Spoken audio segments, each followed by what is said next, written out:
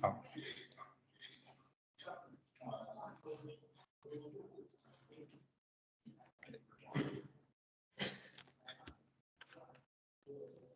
hello everyone. Welcome to the 2024 MakeX Starter Technical Training, the All-Core Journey. I'm Jerry, the main speaker of this training. So in today's training workflow, we've divided the topic into 4 parts. Firstly, I will provide a brief technical introduction to the core electronic components that can be used in the competition. Secondly, I will conduct a technical analysis of the competition missions. And following this, I will introduce the demo of the core algorithm typically used in the competition. Finally, I will also introduce some advanced competition technology, which may be used to get a competitive edge. Okay, before we start the training topics, please review the self-checklist goal for the junior instructors. The first goal is that the instructors should understand the use and the debugging of the core sensors in the competition, such as the ultrasonic sensor, the quad RGB sensor, the dual color sensor, etc. And the second goal for the instructors is that the instructors should be able to guide students solve the critical programming problems, such as the CyberPy error code, line follow issue, firmware, or the common issue of the extension. And the second goal for the instructors is that the instructors should understand and teach the core algorithm used in the competition to the students, such as the line follow with KP or PID algorithm, the manual control program design. Let's start the introduction to the core electronic parts that are used in the competition. This is the quad RGB sensor, a color recognition sensor equipped with 4 light sensors. This sensor is capable of supporting the programming scenarios like line follow and color detection. There are 4 visible field light LEDs that can reduce the interference of the ambient light during the line following. And this sensor also has 2 M-built ports for the connection to the control board or the other M-built sensors. Additionally, a main button on this sensor gives the functions like background learning and field light switching. So what is the purpose of background learning and switching field light on this sensor? It is because that the accuracy of this sensor is very important when we are trying to control the robot to line follow algorithm. So the background learning and the switching field light function can help to reduce the ambient light interference to the sensor, provide a more efficient data for robot movement control, and ensure your competitive edge. Okay, before the program starts, simply make a calibration by pressing the button like the video shows. When the button on the sensor is double pressed, the quad RGB sensor starts to learn the background and the line for line following. When the button is long pressed, the quad RGB sensor switches the color of field lights with red, green, and yellow.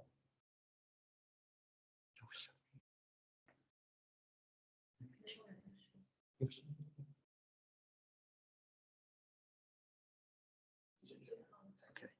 And when the button, we just said, when the button is long pressed, the quad RGB sensor will switch the color of field light with red, green, and yellow. And generally, you don't need to change the color because the color is set automatically after learning is completed. Okay, let's take a look at the demonstration code of the quad RGB sensor functions. The first demonstration is the color detection block. When the CyberPy extension for the quad RGB sensor is added, the block labeled the quad RGB sensor 1 probe random detects yellow can be used in your program. It can be used to perform the color detection. The sensor will return true if yellow is detected for this block and caught by the program. And it also you can choose to detect different colors. The second demonstration is the use of quad RGB sensor in the line follow algorithm. The quad RGB sensor can continuously check the robot's current deviation value from the center of background line. and then return to your program, which is labeled the quad RGB sensor 1, deviation minus 100 to 100, this block. By using this data, the students can design algorithm to drive the robot and maintain the deviation value in a fixed value, such as 0. This is the goal of the line follow. And now here is the dual RGB sensor. It has the similar functions as the quad RGB sensor, including the background learning and the switching field light. But the difference is that it only has 2 light sensors, making it not as accurate as the quad RGB sensor. So why we need to add a dual RGB sensor when we already have a quad RGB sensor? It is because in this year's competition, some missions require the robot to detect the colors and do the job together with line following. So you need 2 color detection sensors in the same robot. The quad RGB sensor is used for line follow, and this dual RGB sensor is small in size and lighter in weight to be embedded into the robot structure, reduce the size, and can be used as a secondary color sensor. So let's take a look at the demonstration code regarding the use of dual color sensor. Once the CyberPi extension of the dual color sensor is added, the block labeled the dual RGB sensor 1, probe 1 detects color blue. So this block can, when the program runs this block, it will return true if blue is detected. You can set what colors to be detected to meet your demands. And for both quad RGB sensor and the dual RGB sensor, you need to note the effective detection distance for them is between 5 to 15 millimeters from the object. If the object is beyond this range, the sensor may not detect. Okay, following is the 180 optical encoder motor. The 180 encoder motor is equipped with an optical encoder that can enable the high accuracy control. It supports multiple motor drivers and main control boards, such as the Orion, the MegaPi, and the M-Boot 2 Shield. So in the competition, it is usually used as the drive wheel for the robot. You can find the technical specification of the encoder motor here. Okay, the next one is the MS 1.5 amp servo. During the competition, some missions may require your robot to turn an angle or, for example, use the arm to catch an object or lift an object. The servo are crucial in achieving such a requirement. This servo, designed by MakeBlock, has a very similar size requirement as the common 9-gram small servo in the market, but it can provide a 1.5 kilogram times centimeter stop torque to hold the object. It is easy use and simple with troubleshooting. So how to troubleshoot if this servo vibrates during the operation? The reason of the vibration of servo is caused by several different reasons. The first reason is insufficient power supply. If the robot's battery is running low, the output voltage on the battery will be too low to drive the servo. In this situation, you need to recharge the battery, and after the battery voltage is increased, restart the robot. And the second reason is the servo is defective. If servo is defective, you can only replace the servo. The third reason is the weight of the object carried by the servo is too heavy, so the weight needs to be reduced. Weight will be a challenge for the structural design of the competition robots. The next reason is the control wire of the servo too close to other wires, like other motors wires or servo's wires or other wires. Adjust the distance between the wires to avoid the interference in the wiring will be the solution for this issue. And the final reason is the unknown bug in the programming logic. Try to adjust your program to solve the issue, because debugging to get a stable output is also very important before the competition. Okay, now we will make a technical analysis of the competition missions. In this year's MakeX Starter competition, there are totally 9 different missions in the whole competition, which was introduced in the rule training. 7 of them are required auto control. Auto control means robots are self-controlled by the program, including move or finish jobs. Human assistance is totally prohibited when each mission started. There are 2 areas in the map.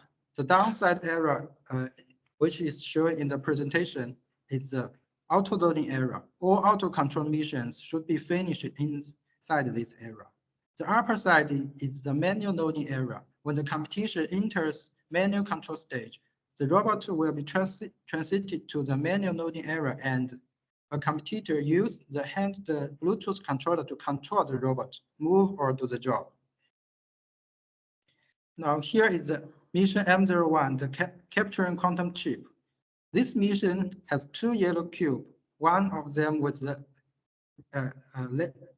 letter K, K upwards. The cube will be called the quantum chip.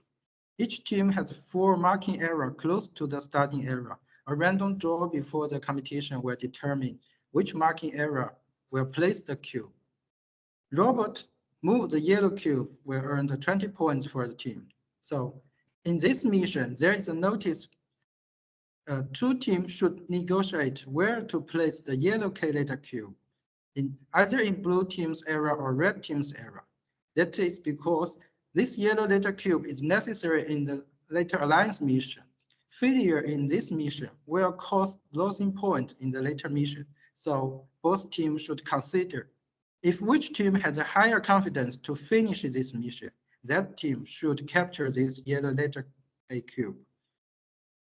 And there are 4 rules regarding the scoring judgment, as you can see on the presentation or from the rule presentation. And the 4 rules means the robot in this mission must carry the cube with its base and totally move to another location. The next is mission M02, transiting quantum chip and organic crystal.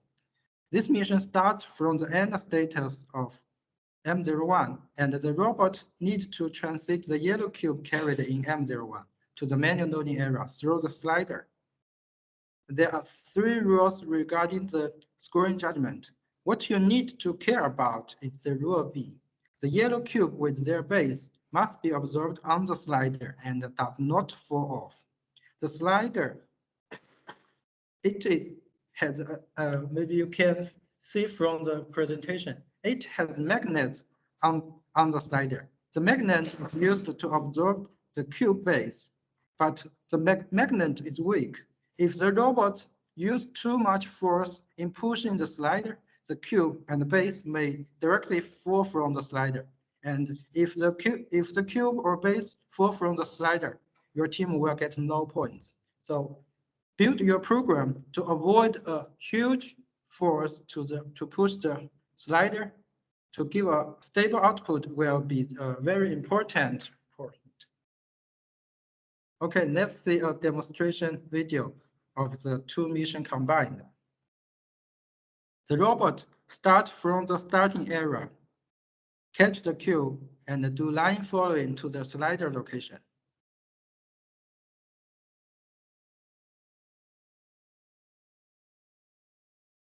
Then you can see the robot put the cube onto the slider slowly and push the slider carefully to transit the cube into the manual loading area. After the mission finished, the cube is stay on the slider. Okay. The key technical points of these 2 missions are obvious. So because you need to catch the cube, you need a good structure of clamping. Reasonably consider the mount of your server or your force source to clamp the cube is important. You can see the calculation formula between the force and the stop torque. With one MS 1.5 servo, the maximum load is about 300 100 grams at a 5 centimeter distance. And also, you can see from the demo video that there are many intersections in the line follow path. It reduced the speed of the robot and it spent much time.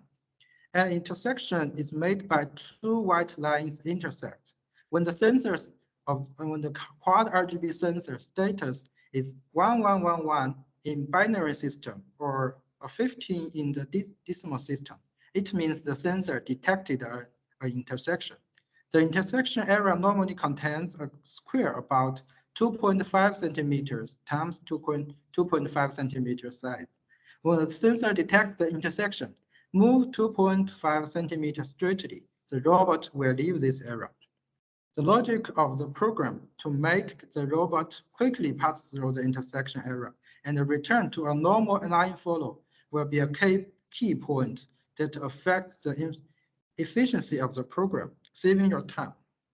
And how to handle when the robot cannot recognize the intersection correctly. Because of the accuracy and the sensitivity, sometimes the robot may not be able to recognize the intersection when it moves too fast. So before the robot reaches the intersection, you need to reduce the speed before it reaches the intersection. So it will help the algorithm be easier to react for the intersections. And now this is the mission M03, the capturing alphabet cube.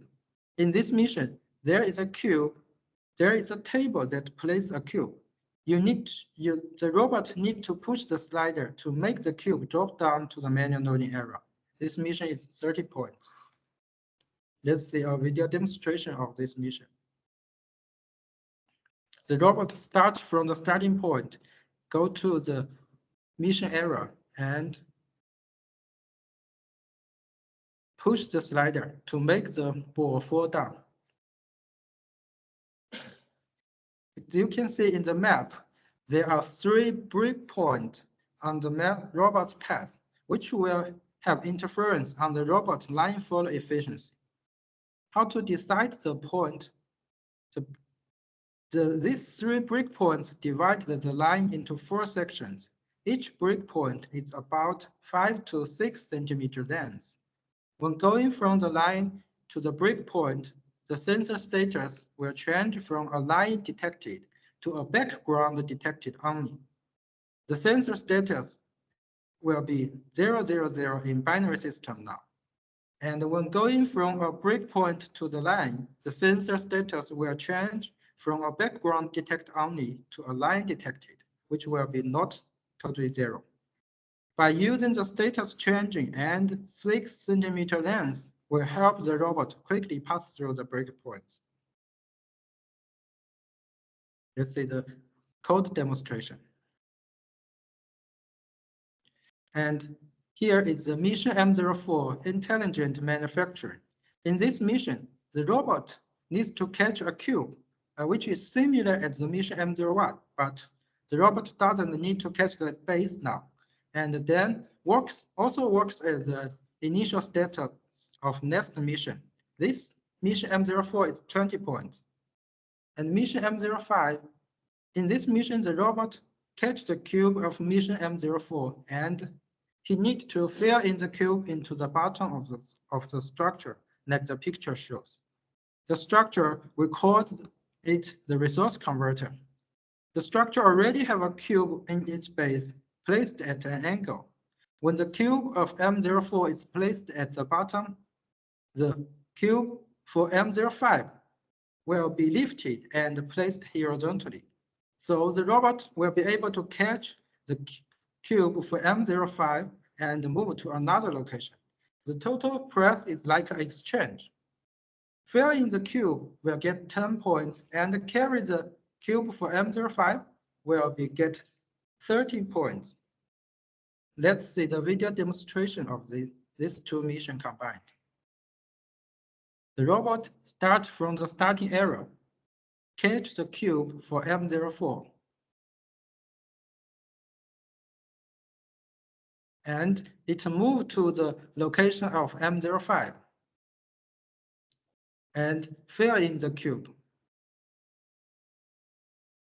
And now the cube for mission M05 is placed horizontally and be moved to another location. So you can see the resource converter is also sticked by magnet. The magnet is weak. The structure, it's very easy to move if the robot touch the structure or have force onto it. So the robot needs to adjust its direction before it is going to fill the cube into the bottom of the resource converter. If the resource converter location or direction is changed accidentally because of the robot, the fill in this cube will become difficult. This means the 10 points will be difficult to get. Next is the mission M06, stacking the storeroom. In this mission, there are a structure called the storeroom in the middle of the map. Storeroom has 3 cube place room for each team. 1 yellow cube and 2 color cubes will be placed randomly in the storeroom. The robot needs to transit the color cubes to manual loading area, but doesn't transit the yellow cube. This is the goal. Each color cube is 30 points, leaving the yellow cube gets 10 points. Let's see the video demonstration for this mission. Robot moves from starting area, reach the storeroom area, and firstly learning the position of each cube's color.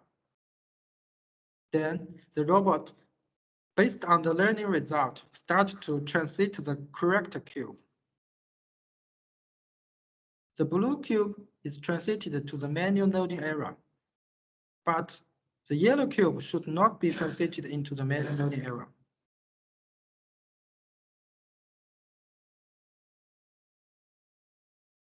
You can see in the video, when the robot is trying to learn the cube color, it is very close to the storeroom and away from the line center. That is because the maximum detecting distance for this sensor, for the color detection sensor, is about 5 to 15 millimeters, which we introduced before. Considering this hardware limitation into your program, then you can get the job finished correctly. Here we are trying to analyze the mission. Obvious, in this mission, learning the position of color cubes in the cube row will be very important for the gameplay. One of the solutions is that, like our demo video shows, the robot scans all the cubes color at once and used a list to record the color sensors and the sequence of the cubes. After learning is completed, the robot returns along to the original path and complete the task by transiting the correct cubes along the way. And is there any other solution for this mission? To solve the learning issue, when the robot is in the starting area, you can touch, when the robot is in the starting area, you are able to touch the robot. So at that time, you can input the color cube's position to tell the program. So by this way, it will be simply bypass the challenge and make your program only focus on the cube transiting. You may be able to use like buttons and joysticks on the robot to tell the program about the cube's position before the robot leaves the starting area. But after the robot leaves the starting area, human touch to the robot is totally prohibited. Okay, next is the M07 Lightning Antimatter Field Road.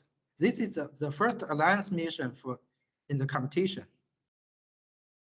There are 3 rotary cylinders in the map and 2 background cubes which are used in M05. So 2 teams need to cooperate to turn all the rotary cylinders with correct characters upwards to form the sequence of MakeX or reverse the sequence. This is introduced in the rule training. But however, each correct characters earn 30 points. However, there is a very important note for this Alliance mission also, because 10 point failing score in M05 is very important. I think you remember the 10 points in M05. The robot needs to fill in a cube into the bottom of the resource converter. It was 10 points. If neither team gets the 10 points, no team will get points in this mission M07 because it is impossible to build a required sequence in any direction. So as we said, in mission M05, adjust the direction before filling the cube is very important, not only for mission M05, but also mission M07. Let's see a video demonstration of this mission. The robot leaves from the starting area. You can see there are yellow lines in the mission mission path. For guiding the robot, start recognizing the color. And there are 2 points in parallel. They are designed for both teams doing the job at the same time. Remember, in this competition, this is the alliance competition, alliance mission. In this competition, you are not only compete the team in the same map, you're also competing other team for the final points. So a good performance in the alliance mission for both teams will help both teams moves more to get more scores in the competition. Okay, next is mission M08, Operating Matrix Research Station. This is also an alliance mission. In this mission, you are required to put the cubes into the station at the correct sequence. So no matter the cube belongs to your team or other team, 20 points will be awarded for both teams. Once the correct sequence is formed completely, both teams will get extra 50 points reward. So alliance mission require you to cooperate together and get more scores for both teams. Because of this, because of also correct sequence is worth 50 points. So forming a correct complete sequence is better than put 2 more single correct cubes. Let's see a video demonstration of this mission. You can see in the demo video, the robot is very careful and slowly to put the cube into the base.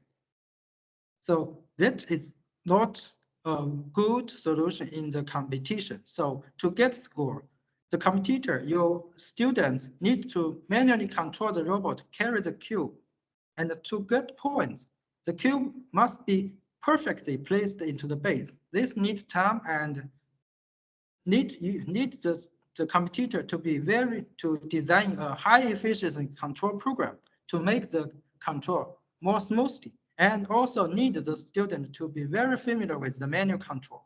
Otherwise, it will be very difficult to get the points in this mission. Okay, next is mission M09, the last mission, placing the team marker. Mission M09, both teams need to transit the team marker to the correct location and keep the team marker upwards by manual control. If the time is not enough for the manual loading error, place the team mark will be a better option than place the cube, because this one should be easier than place the cube. Okay, so last analyzing to the competition is the demo robot. As you know, to drive the robot, usually we use 2180 optical motor. To do line follow, usually we use the quad RGB sensor. And for the other parts, such as to scan the color of cube or cylinders, we used a dual color sensor. But the most important for the structure design is the clamp and the lifting structure. You can use the combination of the several servos for clamping and lifting the cube, looking like the demo robot.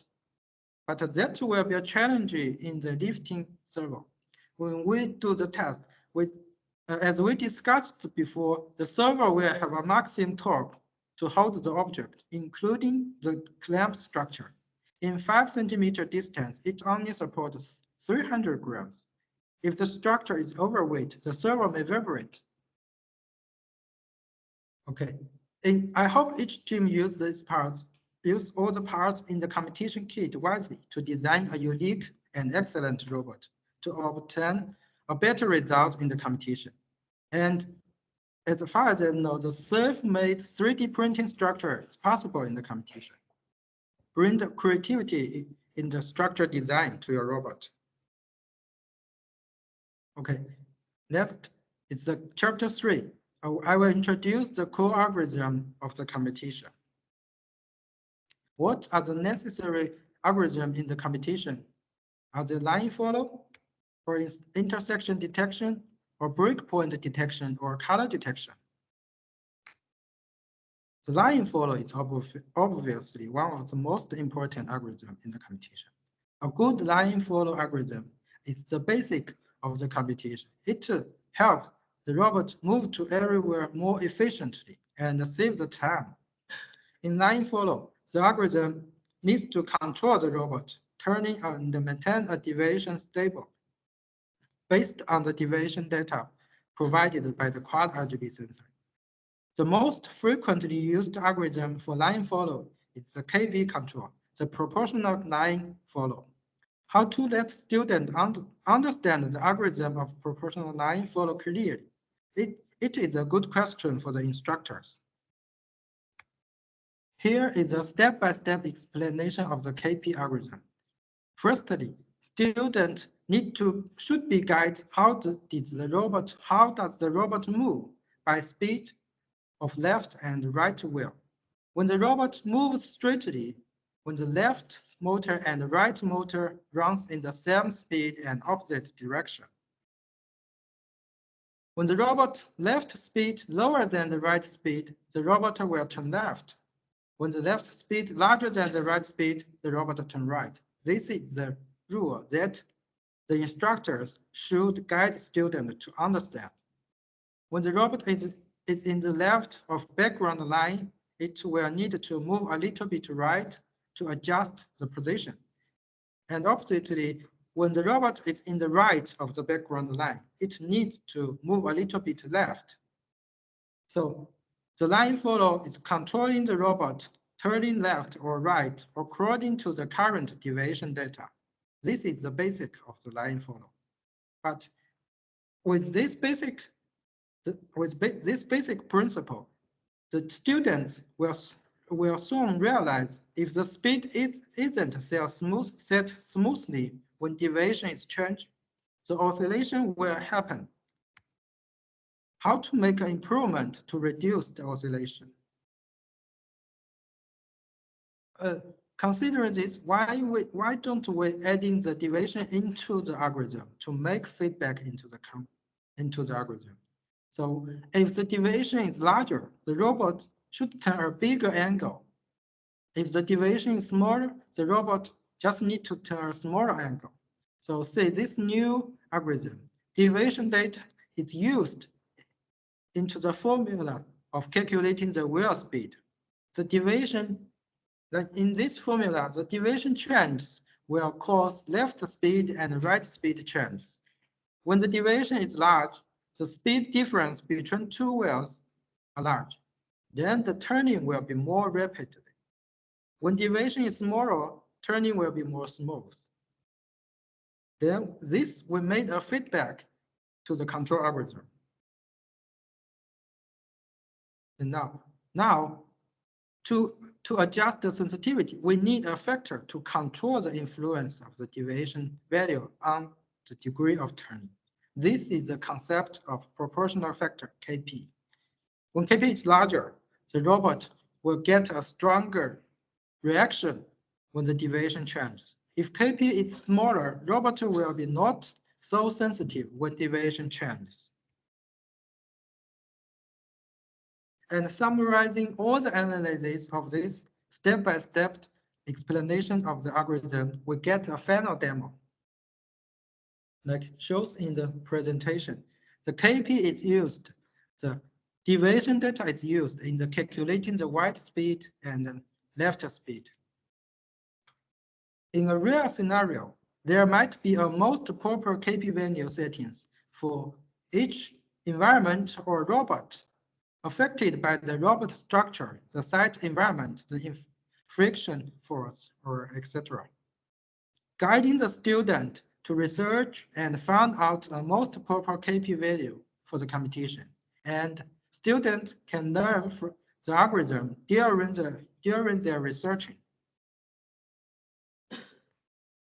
Okay, now we enter the final chapter for this training. In a modern complex robot control algorithm, in order to make the entire control process more smoother than the proportional control, and engineers often introduce a more advanced control algorithm known as the PID autocontrol. The PID autocontrol is also called proportional integer derivative controller. This is the algorithm is essentially to stabilize the encoder value or the robot speed at a specific value, then to control the deviation. To control the robot more efficiently, reduce the deviation to the line center. In the previous proportional control algorithm, we noticed that when the value of KP factor is small, the response speed becomes slower.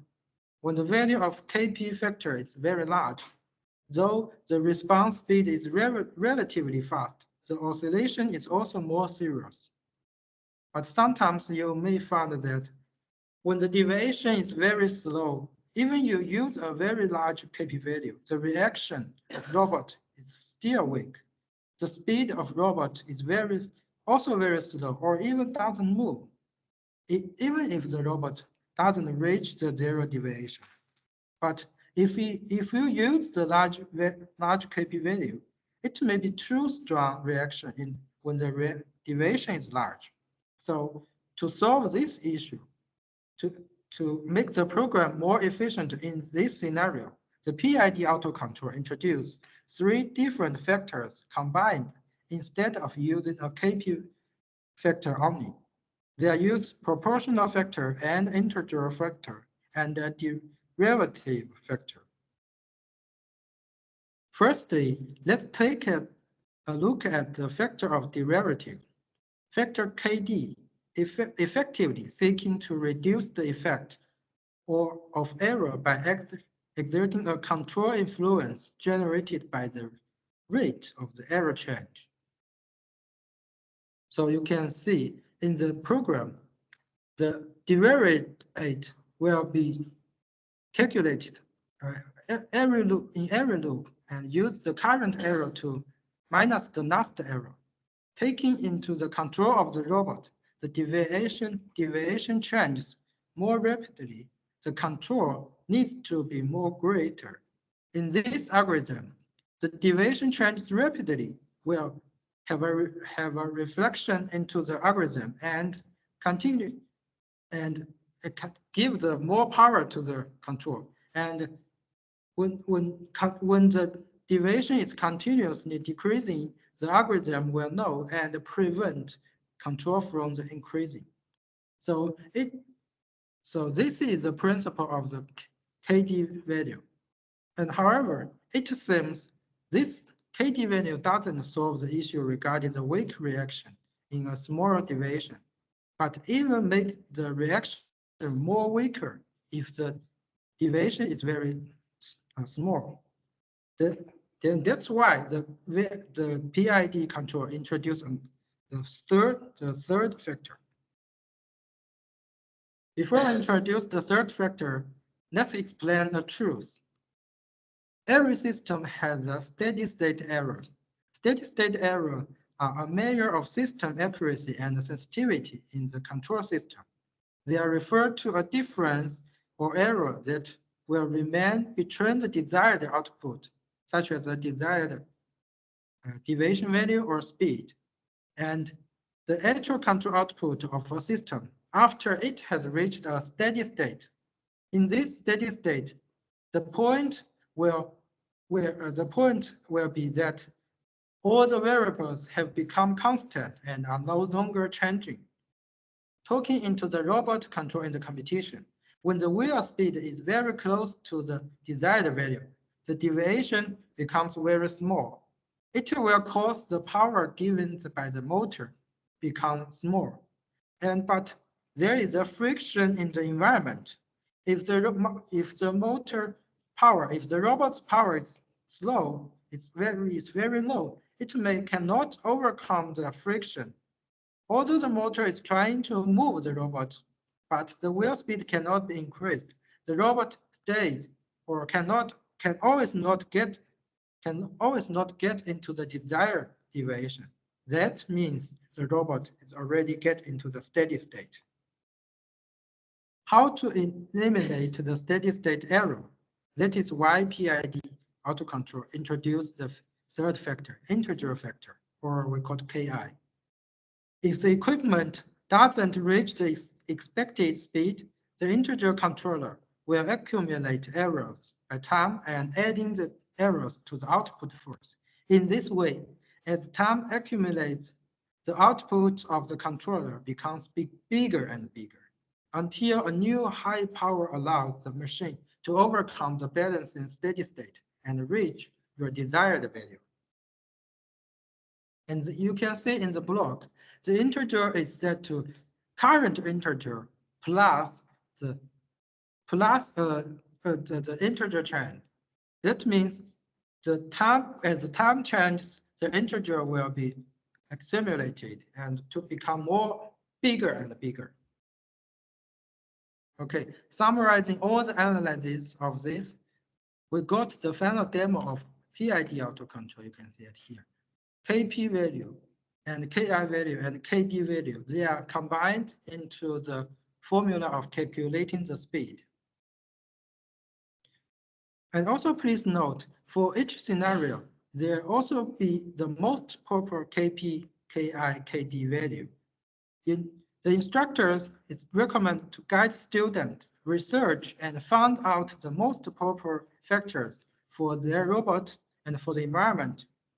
And during this researching, the students can learn the algorithm and its principle.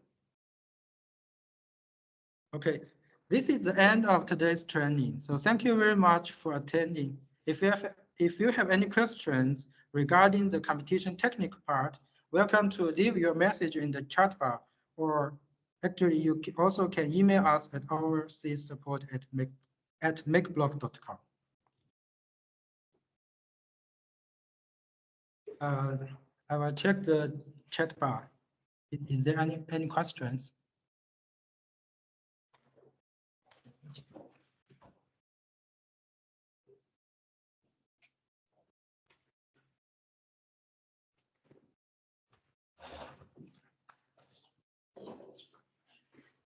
If there is no questions, we will enter the next stage, the technical training of the MakeX Explorer. Yes.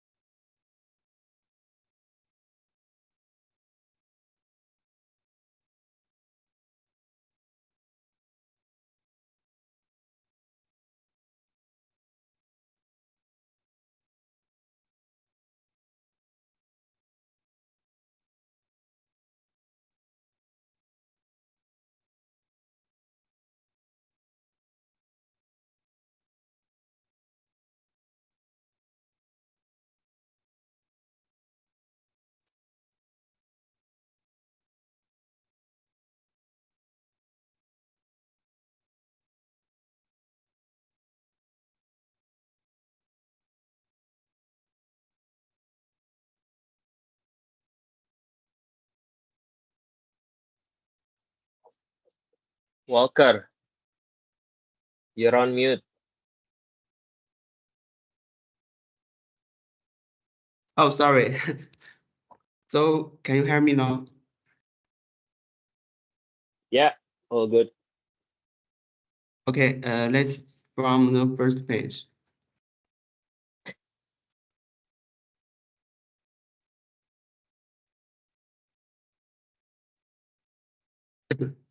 Yeah, let me introduce 2024 MakeX Explore competition technical part.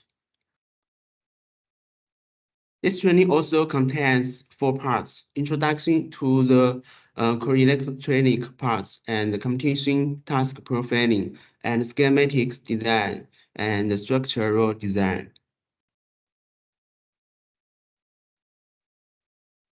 And this is the goal of this training.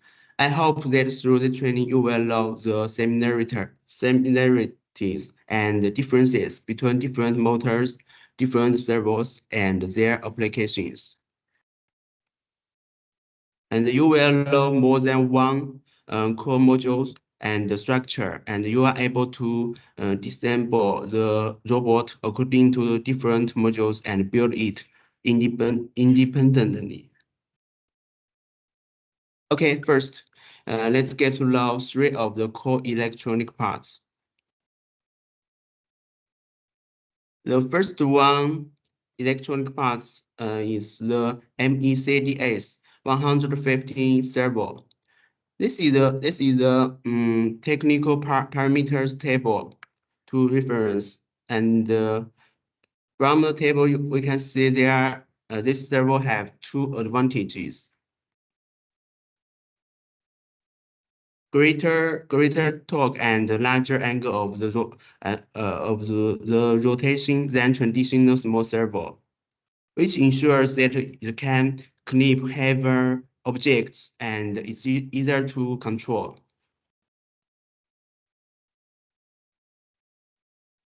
And this servo is often used fixedly with two servo brackets.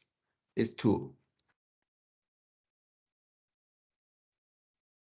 Next one is DC motor 37. DC motors are most commonly used motors on Maker's platform. As a core electronic part, it plays a very key role in building the shorting or lifting structure. And I also introduced it in the challenge presentation in this morning. Text specs and the program blocks.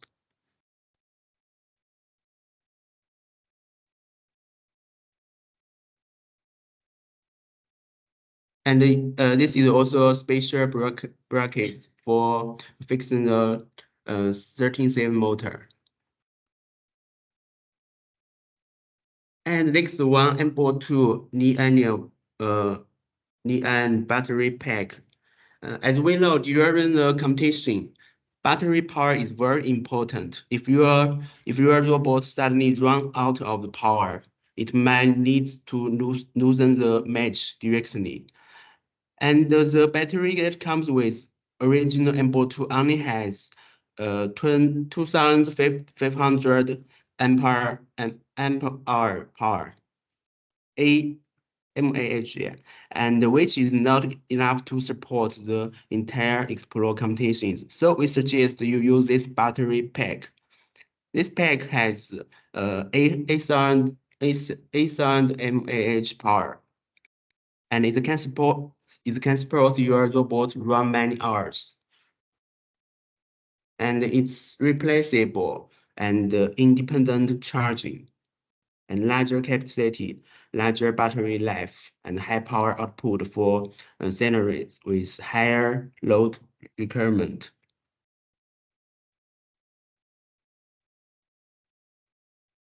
Okay, part two, competition task programming.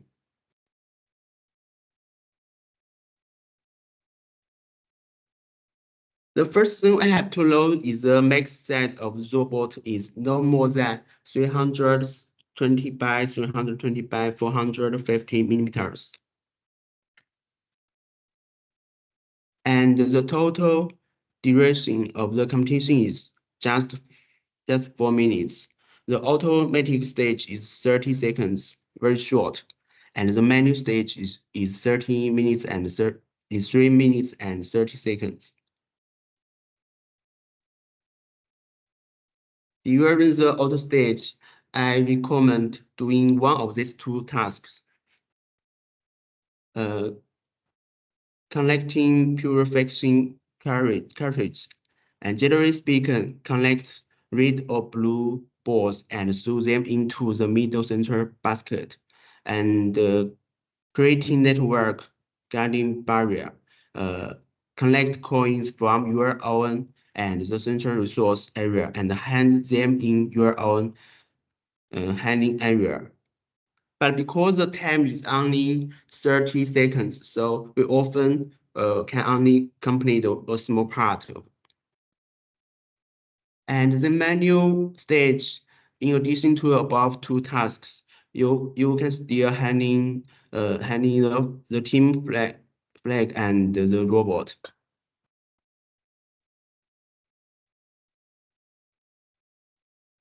Let's say how to achieve it. In the automatic stage, we need to upload the program first and control the robot, follow the white line, move to the yellow mark point here, this point, yellow point here. And to save the time, I suggest you choose this point or this point.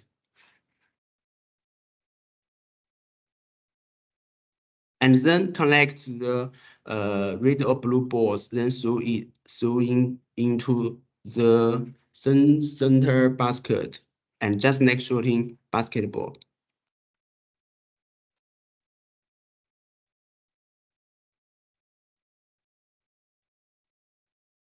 And the same goes for the collecting coins. Follow the line to the yellow mark and pick up the coins, and then move to the hanging area for hanging.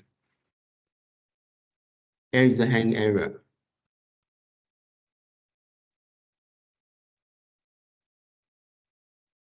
And in the menu stage, we can control robot through the Bluetooth handle to complete the ball and coins tasks.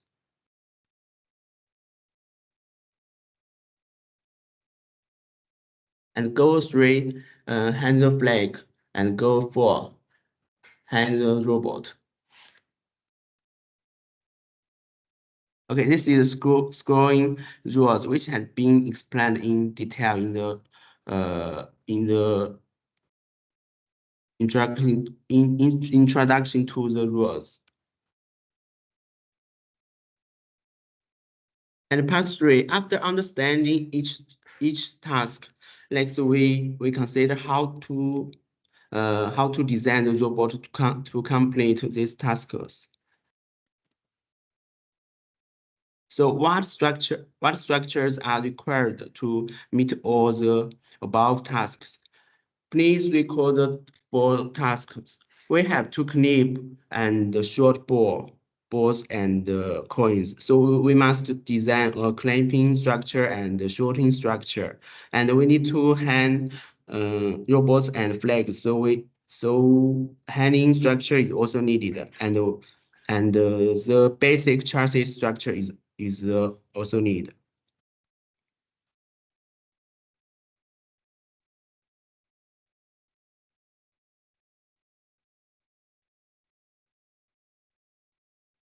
And then before determining the plan, we can start with module concerns. How many modules can the robot be divided into? Usually, we can divide it into 4 main structures. Yes. And secondly, determine the preliminary module of the required structure components in the specific module scheme. And finally, determine the electronic modules required based on the specific structure.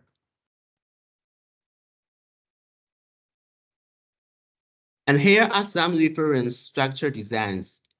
This is model 1. You can see it has, this is clamp structure and shorting structure and hanging structure. And this is another module, module 2. Model 2. The shorting structure is different from the first one. And the clip, it uses a double clip structure. And this is model 3.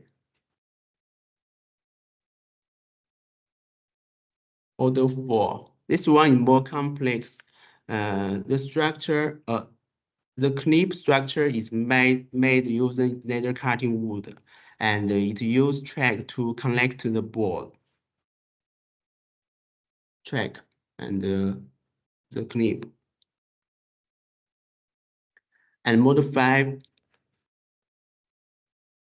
This structure is more stable when shorting the board because it uses a round design. This one. And to hold the board, personally, I prefer this design.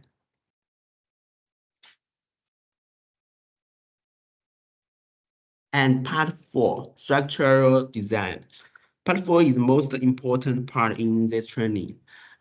Because unlike Starter, in Starter we pay more attention to programming, and but in Explorer we focus on structure design. Above I provide some examples, generate structure design of the robot. And according to the rules, it is known that the clapping of the ball and the coins is a major part of the task. So let's break down some of the details of the robot models. I will introduce in detail how to design the structure.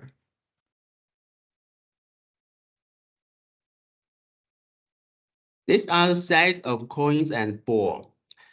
So how is the clipping structure designed to enable clipping of all the objects? We need to consider friction, single or double clip, or a circular gripper, and so on.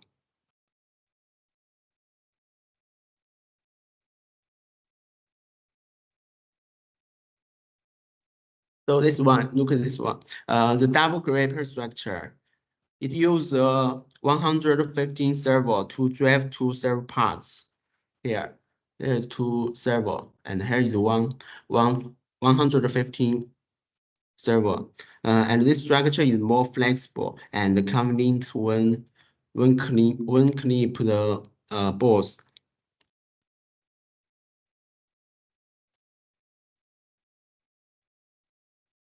Let's see a short video.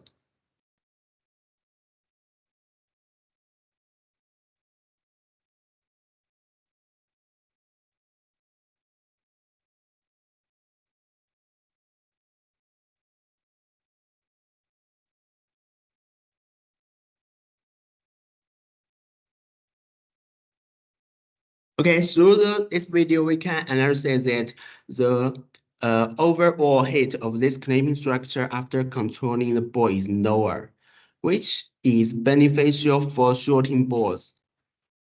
But however, the disadvantage is too many servos are used in the task, which will affect the program of the structure.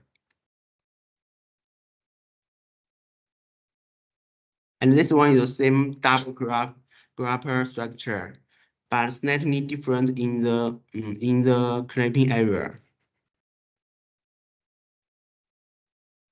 This one plus a vector to increase friction, and the head of the clamp has a stiffener here.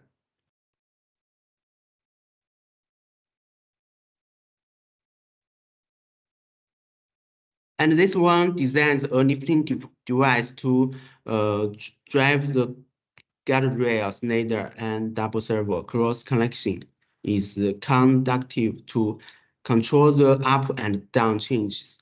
And the clip is made from laser cut wooden boards.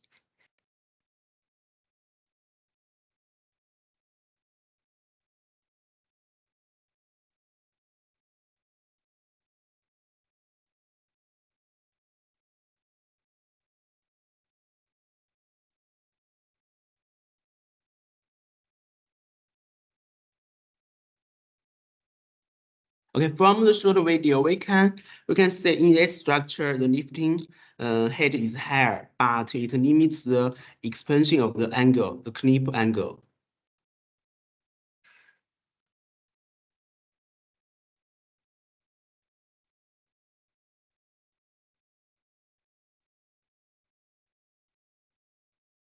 This is another design.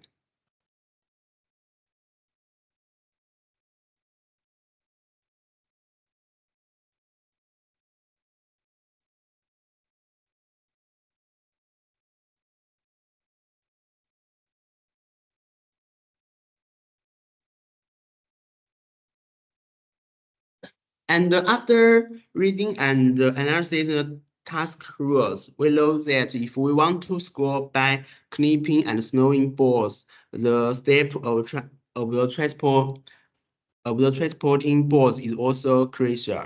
This solution can also provide with an idea of how to make the balls less likely to come off.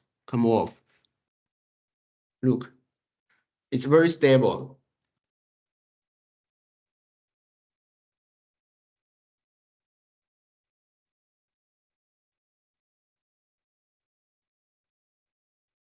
So this design is meant for clip the balls.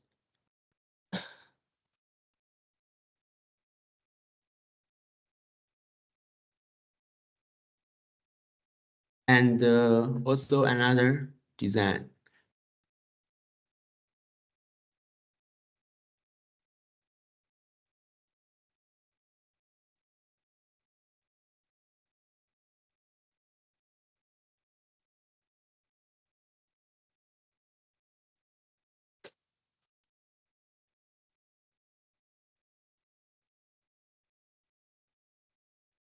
Okay, the above are some introduction to the clip structure. And next, let's see the shooting structure.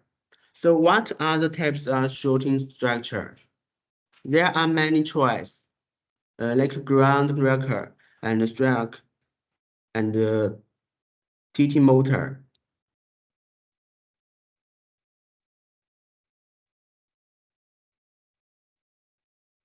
In this one, the 37 motor is used to drive the gear rotation to provide power. And when the bending moment of the tie rod reach a certain level, the shooting device forms a parabola through the balls. And the rubber band is used to the bottom to provide rebound tension.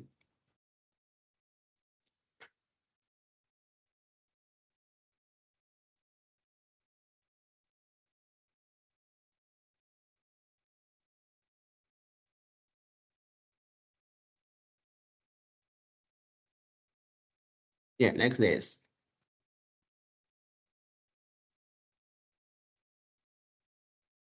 It's a commonly used injection structure, but this structure uses a longer thin arm beam as a gate for placement, and the overall height is low.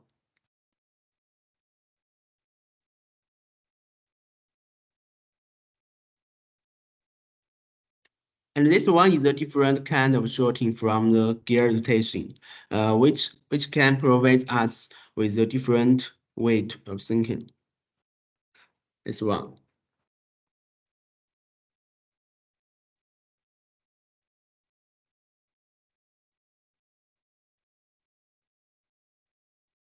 And this is another one. This design is different from others because it will connect the balls first and then move to the set of the basket and then put the balls into one by one.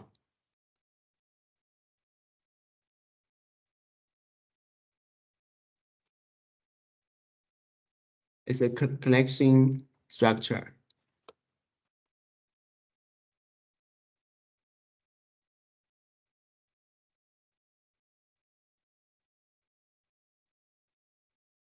And this structure is more commonly used 37 motor to drive the rod to rotate.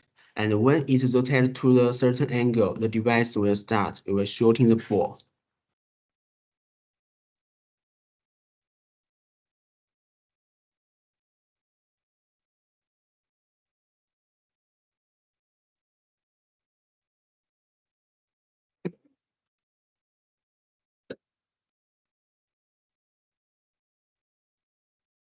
Look this one.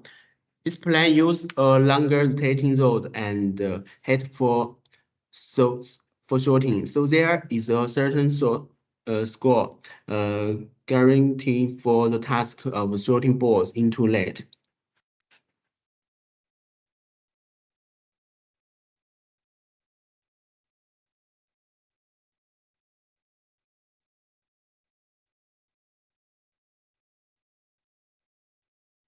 Okay, then next is an analysis for lifting device and hanging structures. So how can we hang the robot on the bracket and hanging the flags operation? We need a lifting device and we maybe need a servo swing.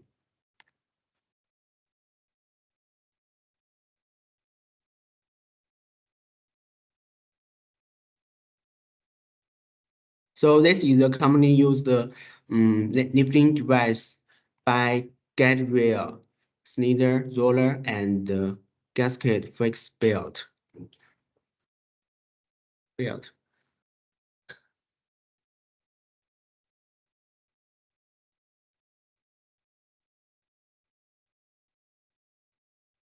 And the 37 motor provide power to the guide rail, slider, roller, and a belt to frame the lifting device. Because the sled rail only use a double hull beam.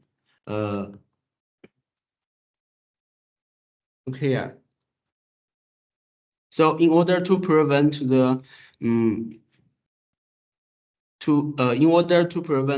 phenomenon of the derailment, you can increase the use of double hull beams and rollers.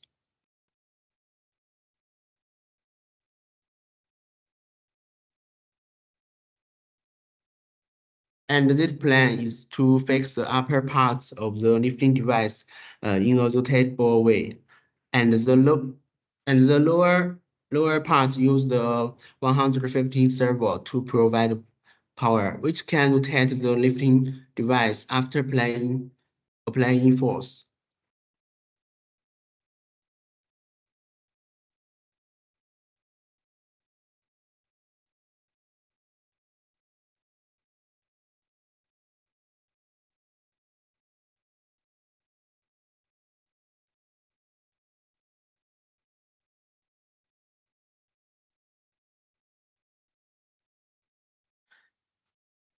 And this design, if you adopt this design, you maybe consider of weight and the center of the gravity and the size.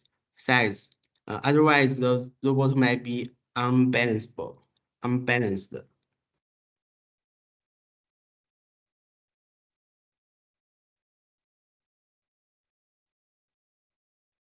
And this one, it used to 115 servo to hand the robot and the flag.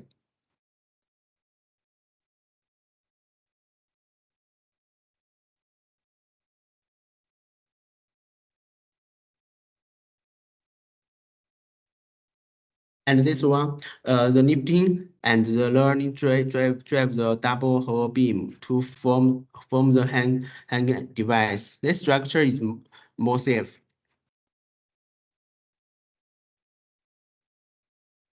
Okay, the above is the analysis of the clipping and shorting and lifting structures. Of course, there is also we need there is also the chassis structure we need. About the chassis structure, you can refer to the content in the challenge because they are mostly same.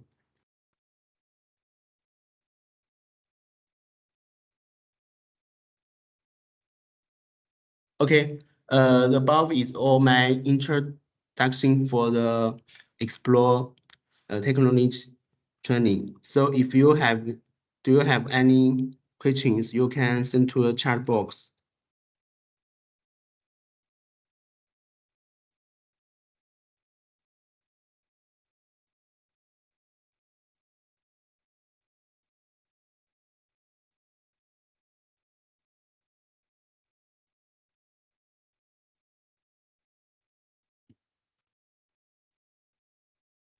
Any questions?